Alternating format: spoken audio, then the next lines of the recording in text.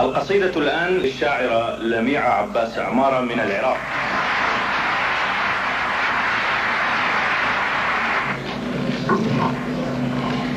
عن كل المغتربين في أمريكا.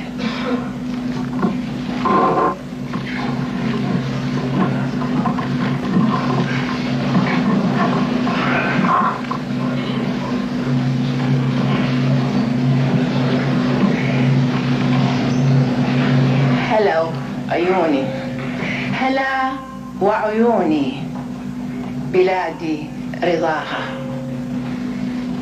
هلا وعيوني بلادي رضاها، وأزكى القرى للضيوف قراها، بلادي ويملأني الزهو أني لها أنتمي وبها أتباها.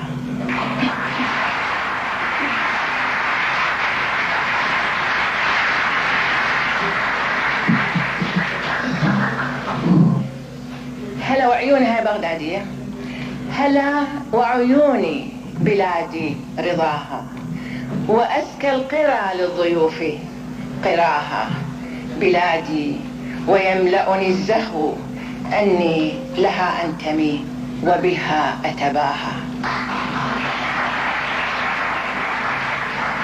لأن العراقة معنى العراق، ويعني التبغدد عزا وجاها. أغني لبغداد، أغني لبغداد تصغي القلوب، وألفي دموع الحنين صداها. وإن قلت بغداد أعني العراق الحبيب، بلادي بأقصى قراها، من الموصل النرجسية أم الربيعين، والزاب يجلو حصاها، إلى بصرة الصامدين نخيلا تشبث من أزل في ثراها.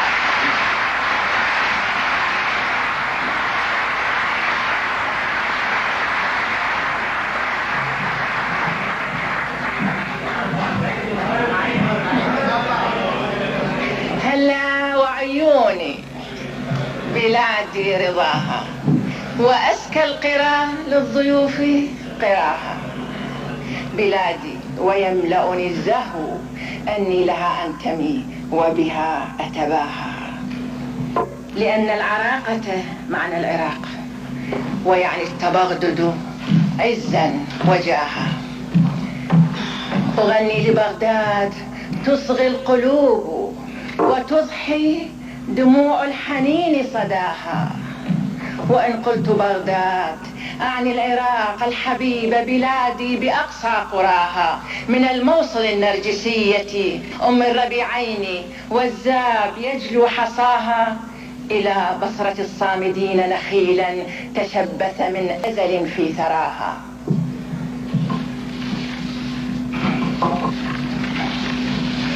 بأسطورة العصر جئنا نشيد، لأم الفوارس نحني الجباها، لأكرم واهبة في الوجود، لمن قدمت ولدها وحلاها.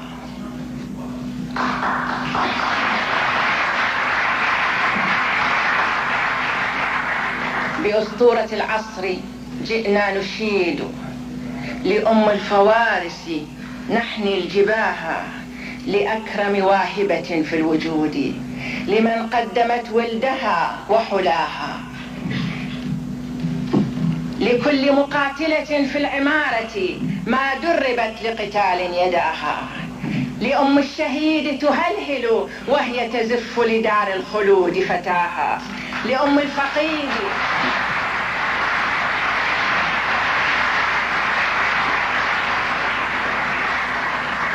بأسطورة العصر جئنا نشيد، لأم الفوارس نحني الجباها، لأكرم واهبة في الوجود، لمن قدمت ولدها وحلاها.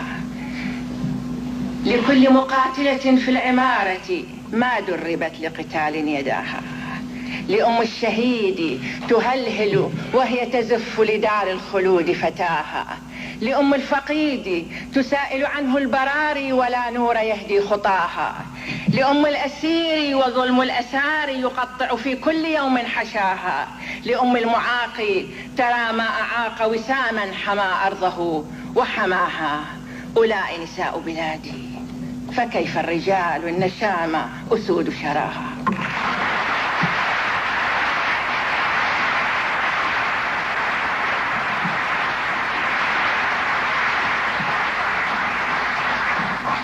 ونذر علي أقبل كف الذي قيل أخطأ لما رماها، تحرك ساكنهم حين صارت أساطيلهم تصطلي بلظاها، وصاروا يرون حمام السلام أبابيل والمعلمات متاها. أعظ ما يشير عليها خبيث يضللها وتظن هداها، لأعدائك الحق أن يبغضوك، لأعدائك الحق أن يبغضوك، وكيف يقر لعين قذاها، يرون نبوخذ نصر فيك وتذكر مسبية من سباها.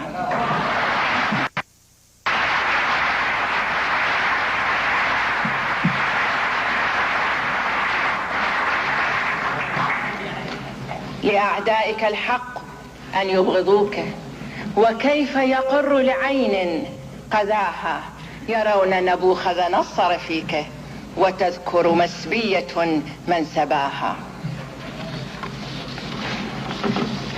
عجبت لمنتسب للعروبة يرضى بإذلالها أو أذاها، وكيف تكون الخيانة صرفا هي الوطنية لا ما عداها، وكيف التقدم يعني الرجوع، وكيف العروبة تعني عداها.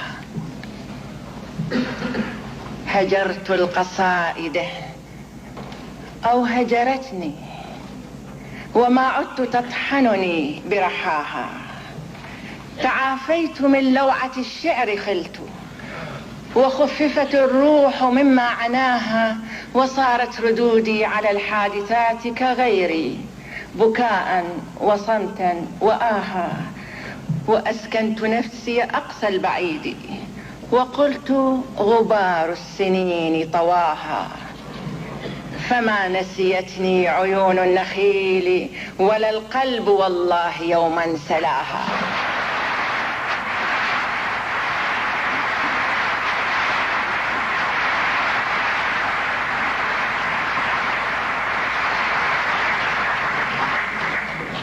هجرت القصائد أو هجرتني وما عدت تطحنني برحاها، تعافيت من لوعة الشعر خلت وخففت الروح مما عناها، وصارت ردودي على الحادثات كغيري بكاء وصمتا وآها، وأسكنت نفسي أقصى البعيد وقلت غبار السنين علاها، فما نسيتني عيون النخيل ولا القلب والله يوما سلاها.